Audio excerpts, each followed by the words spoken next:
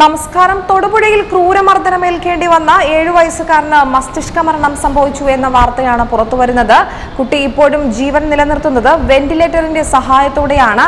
7 വയസ്സുകാരന്റെ കാര്യത്തിൽ പ്രതീക്ഷയ്ക്ക് വകയില്ലെന്നും മസ്തിഷ്ക മരണം സംഭവിച്ചു എന്നുമാണ് ഡോക്ടർമാർ അറിയിക്കുന്നത്. എന്നാൽ സർക്കാർ ഡോക്ടർ ഉൾപ്പെടെയുള്ള വിദഗ്ധ സംഘത്തിന്റെ നിരീക്ഷണത്തിന് ശേഷമേ മസ്തിഷ്ക മരണം സ്ഥിരീകരിക്കാൻ സാധിക്കുകയുള്ളൂ.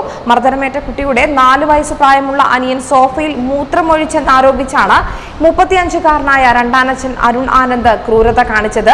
ചോദിച്ചതിന് വ്യക്തമായ മറുപടി നൽകിയില്ലെന്നാരോപിച്ചായിരുന്നു 7 വയസ്സുകാരനെ നിലത്തിട്ട് ചവിട്ടുകയും മർദ്ദിക്കുകയും ചെയ്തത്. വീണുകിടന്ന കുട്ടിയുടെ തലയിൽ ഇയാൾ പലവട്ടം ചവിട്ടുകയും ചെയ്തു. ചവിട്ടേറ്റാണ് തലയ്ക്കു പിന്നിലായി ആഴത്തിൽ മുറിവുണ്ടായത്. ഇളയ കുട്ടിയെയും മർദ്ദിച്ചു. മർദ്ദനത്തിൽ 4 വയസ്സുകാരന്റെ പല്ലുകളും തകർന്നിരിക്കുന്നു. കാലുകളിലും മർദ്ദനത്തിന്റെ പാടുകളുണ്ട്.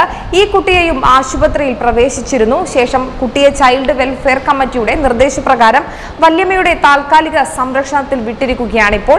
7 വയസ്സുകാരനെ ആശുപത്രിയിൽ എത്തിച്ചതും അമ്മയും അരുണും ചേർന്നായിരുന്നു. താഴെ വീണ് തലയ്ക്ക് പരിക്കേറ്റതെന്നായിരുന്നു ഇവർ ആശുപത്രിയിൽ ആദ്യം പറഞ്ഞത്.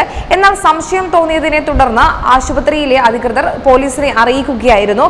പോലീസ് ചോദ്യം ചെയ്തപ്പോൾ അമ്മയാണ് കാര്യങ്ങൾ വ്യക്തമാക്കിയത്. അരുൺ ക്രൂരമായി കുട്ടികളെ മർദ്ദിച്ചെന്ന് അമ്മ പറയുന്നുണ്ട്. അരുണിനെ പോലീസ് കസ്റ്റഡിയിൽ എടുത്തിട്ടുമുണ്ട്.